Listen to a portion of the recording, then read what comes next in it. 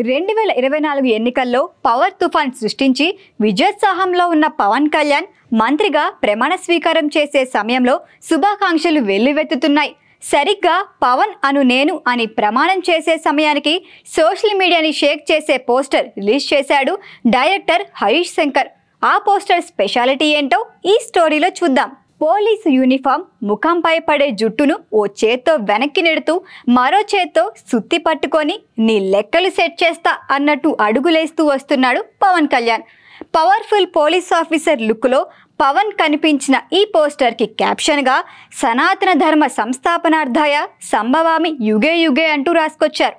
AP మంత్రిగా పవన్ ప్రమాణ స్వీకారం చేస్తున్న సమయంలో రిలీజ్ అయిన ఈ పోస్టర్ నెట్టింట్లో వైరల్ అవుతోంది. పవన్, హరీష్ శంకర్ కాంబినేషన్లో వస్తున్న ఈ మూవీ పేరు ఉస్తాద్ భగత్ సింగ్. సాధారణంగా ఓ నటుడు రాజకీయాల్లోకి వచ్చి సక్సెస్ సాధించడం చాలా కష్టం.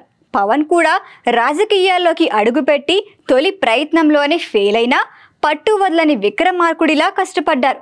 ఎన్నో కష్టాల తర్వాత తొలిసారి మంత్రిగా ప్రమాణ స్వీకారం చేశారు. ఈ సందర్భంగా తన upcoming movie Ustaad Bhagat Singh makers ఈ స్పెషల్ పోస్టర్ విడుదల చేస్తూ కంగ్రాట్స్ తెలిపారు. ఎన్నికల హడావిడిలో పడి పవన్ కళ్యాణ్ సినిమా షూటింగ్స్కి బ్రేక్ తీసుకున్నారు. అప్కమింగ్ మూవీస్ అన్నీ ఎక్కడివక్కడ ఆగిపోయాయి. అందులో ఉస్తాద్ భగత్ సింగ్ కూడా ఒకటి. ఈ మూవీకి సంబంధించి ఫస్ట్ న్యూస్ 2 నెలల క్రితం వచ్చింది. కానీ పలు కారణాల వల్ల షూటింగ్ పూర్తి కాలేదు. పవన్ ఫ్యాన్స్ అంతా ఈ మూవీ కోసం చాలా ఆసక్తిగా ఎదురు చూస్తున్నారు. పవన్, హరీష్ శంకర్ కాంబోలో వచ్చిన గబ్బర్ సింగ్లో పోలీసుగా నటించిన పవన్ మళ్ళీ ఈ మూవీలో పవర్ఫుల్ పోలీస్ ఆఫీసర్ కావడంతో అంచనాలు భారీగానే ఉన్నాయి. ఆంధ్రప్రదేశ్ కేబినెట్ మినిస్టర్గా ప్రమాణ స్వీకారం చేసినందుకు కంగ్రాచ్యులేషన్స్ శ్రీ కొణిదెల పవన్ కళ్యాణ్ గారు అంటూ ఉస్తాద్ భగత్ సింగ్ టీం ఆయనకి విషెస్ తెలిపింది. ఈ మూవీలో పవన్ కళ్యాణ్కు జోడీగా శ్రీలీల నటిస్తోంది.